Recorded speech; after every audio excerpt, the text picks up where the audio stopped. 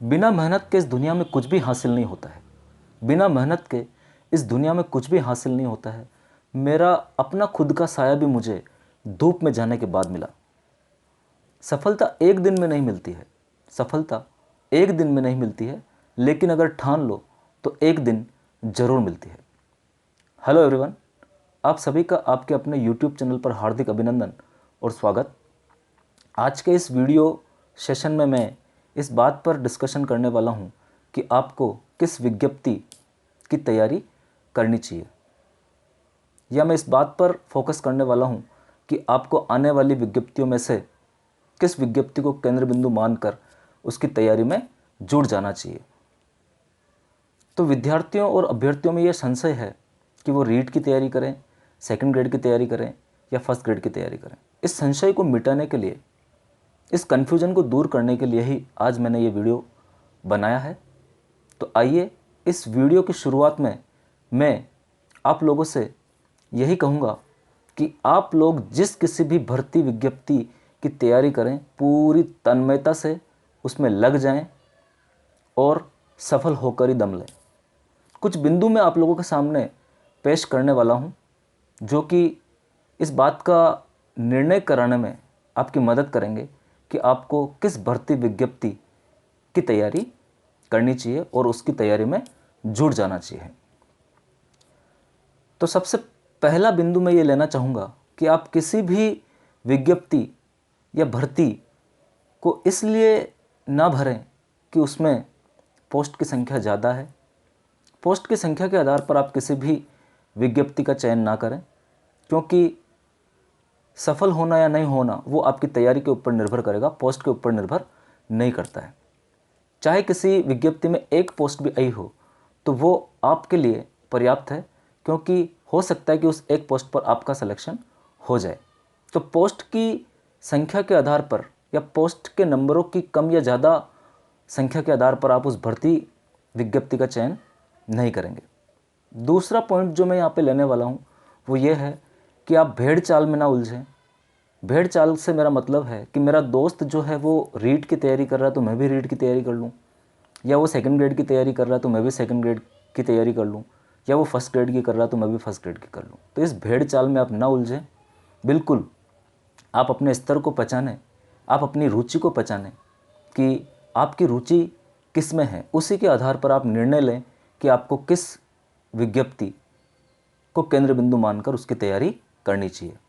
तीसरा बिंदु जो मैं यहाँ पे लेना चाहूँगा वो ये है कि आप ग्रेड के आधार पर विज्ञप्ति का फॉर्म ना भरें।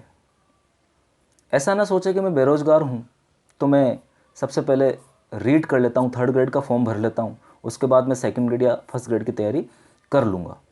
तो ग्रेड के आधार पर भी आप ये निर्णय ना लें कि आपको किसकी तैयारी करनी है। चौथा बिंदु मैं यहाँ पर लेने वाला हूँ कि आप पाठ्यक्रम के कम या ज़्यादा होने के आधार पर ये निर्णय ना लें कि इस भर्ती का या इस विज्ञप्ति का पाठ्यक्रम कम है तो मैं इसको चुन लेता हूँ और इसकी तैयारी में जुट जाता हूँ। तो ये कुछ बिंदु है जो आप लोगों की मदद करेंगे कि आपको किस प्रकार से निर्णय लेना है। आगे मैं कुछ बिंदु और रखता हूँ जो इस बात का बिल्कुल आपके सामने पानी का पानी और दूध का दूध कर देंगे कि आपको कौन सी विज्ञप्ति में अपना भाग्य आजमाना चाहिए। उसमें सबसे पहला बिंदु यह है कि आप सबसे पहले सिलेबस उठाएं, पाठ्यक्रम को देखें और उस पाठ्यक्रम के आधार पर आप देखें कि आपको कौन से पाठ्यक्रम में ज़्यादा रुचि है, आप कौन से पाठ्यक्रम में ज़्यादा इंटरेस्ट दिखाएंगे। उसके आधार पर ही आप उस विज्ञप्ति का फॉर्म भरें, उस विज्ञप्ति की तैयारी करें। आप ऐसे पाठ्यक्रम को ना चुनें जिसमें चाहे पदों की संख्या ज़्यादा है लेकिन आप लोग उस पाठ्यक्रम में रुचि नहीं रखते हैं। तो रुचि के आधार पर आप पहले पाठ्यक्रम को देखें। अगर आपकी रुचि फर्स्ट ग्रेड के पाठ्यक्रम में ज़्यादा है तो बिल्कुल आप फर्स्ट ग्रेड का ही फॉर्म भरें, फर्स्ट ग्रेड की ही तैयारी करें। आप चाहे फॉर्म सभी विज्ञप्तियों का भर सकते हैं, लेकिन तैयारी आपको एक ही विज्ञप्ति की करनी चाहिए, उसी को केंद्र बिंदु मानकर आप तैयारी करें।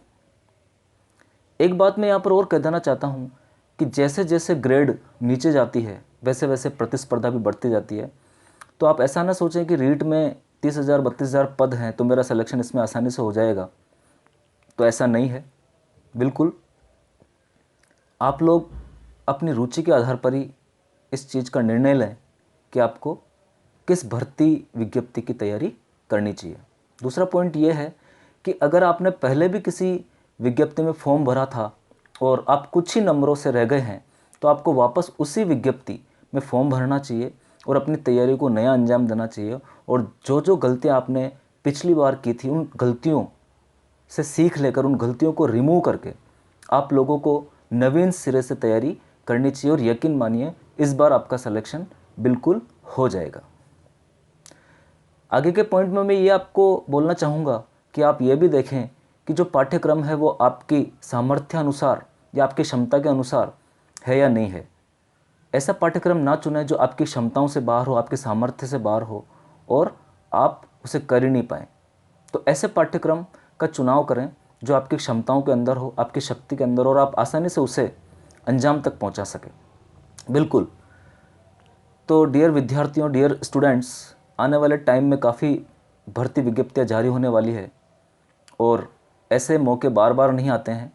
तो इन मौक़ों का बिल्कुल आप फ़ायदा उठाइए और किसी एक भर्ती विज्ञप्ति को केंद्र बिंदु मानकर उसकी तैयारी में आप जुट जाइए। आगे मैं ये कहना चाहूँगा कि सेकंड ग्रेड साइंस की जो तैयारी कर रहा है उसको फर्स्ट ग्रेड बायोलॉजी का भी फॉर्म भरना चाहिए। बायोलॉजी सब्जेक्ट से अगर उसने एमएससी किया है, जूलॉजी बॉटनी से, तो उसे फॉर्म भरना चाहिए। बायोटेक और माइक्रोबायोलॉजी वाले भी शायद इस भर्ती प्रक्रिया में एलिजिबल हो जाएंगे, तो उन्हें भी ये फॉर्म भरना चाहिए। तो सेकंड ग्रेड और फर्स्ट ग्रेड दोनों का फॉर्म उनको भरना चाहिए, क्योंकि सेकंड ग्रेड के अंदर बायोलॉजी का काफ़ी सिलेबस है जो फर्स्ट ग्रेड के सिलेबस से कवर हो जाता है। साथ ही एक बात मैं और कहना चाहूँगा कि आपको मार्ग से भटकाने वाले काफ़ी लोग मिलेंगे।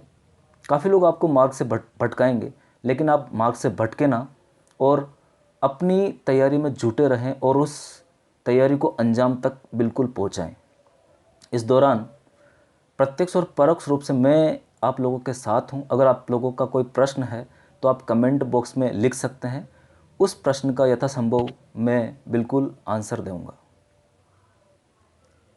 आपकी तैयारी में अगर कोई आप लोगों को ऐसा कोई बिंदु मिलता है जिससे आप परेशान हैं, तो उस बिंदु से आप परेशान ना हो, आप बिल्कुल कमेंट बॉक्स में उसे शेयर करें और उस बिंदु या उस समस्या का समाधान मैं करने की कोशिश करूँगा।